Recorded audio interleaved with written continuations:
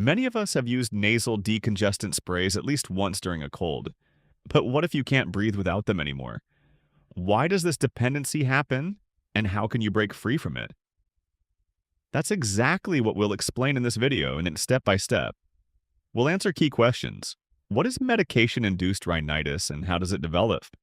How can you tell if you've become dependent on nasal sprays? What practical steps can help you stop using them safely? If you find that you can't fall asleep without using sprays, if your nose feels constantly blocked, and if you always carry a bottle with you, this may be a sign of dependence, especially if you're using them 5 to 10 times a day or even at night. This isn't just a habit. It's called medication-induced rhinitis. It can be hard to deal with, and you're not alone. Many people face this issue, and there are ways out. Why does nasal spray dependence happen? Decongestant sprays really do relieve swelling and help you breathe more easily. They often contain ingredients like xylometazoline, oxymetazoline, or phenylephrine. These act quickly, but when used for more than 5 to 7 days, they can cause your body to become reliant on them. The nasal lining becomes thinner, drier, and blood flow is disrupted. This can lead to headaches, blood pressure spikes, and a racing heartbeat. Over time, the body loses its ability to manage on its own. When can surgery be avoided? If sprays still work for you, the situation may be reversible without surgery. But it's important to rule out other causes of nasal blockage.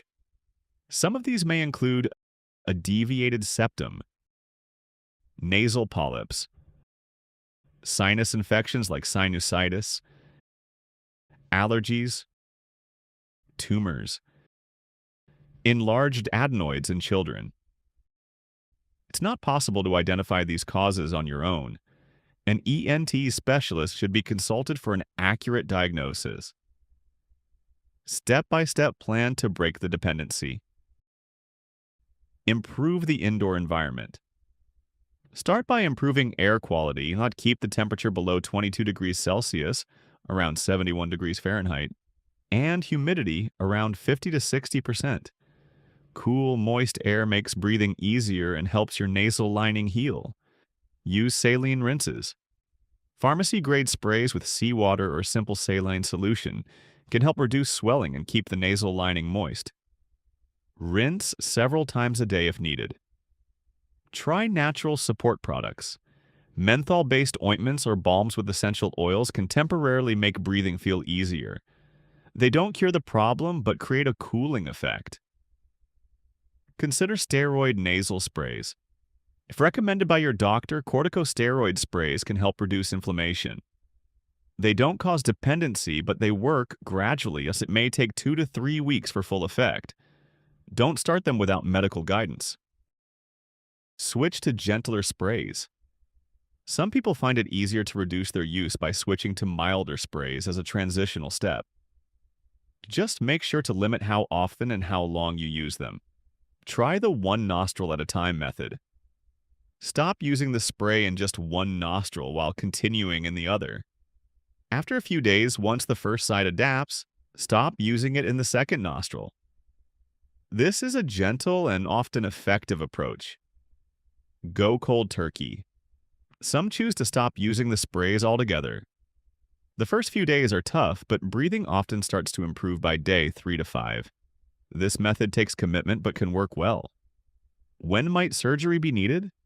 If none of the above methods help and congestion remains even after a few weeks, surgical treatment may be considered. The most common procedure is vasotomy, a minimally invasive treatment that reduces swollen tissue in the nose. Laser or radiofrequency therapy may also be used. These options are only considered after full diagnosis and if no other treatments are effective. Surgery decisions should always be made by an ENT doctor. Important reminders. Don't use hormonal or decongestant sprays without medical advice.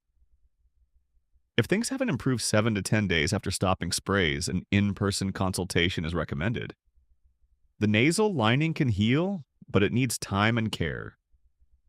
Spray dependence isn't a weakness. It's a real physical response that develops over time. And you can recover from it.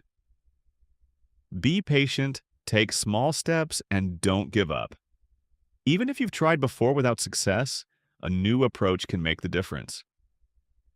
If this sounds familiar, share your experience in the comments. It might help others. And if you have questions, leave them below.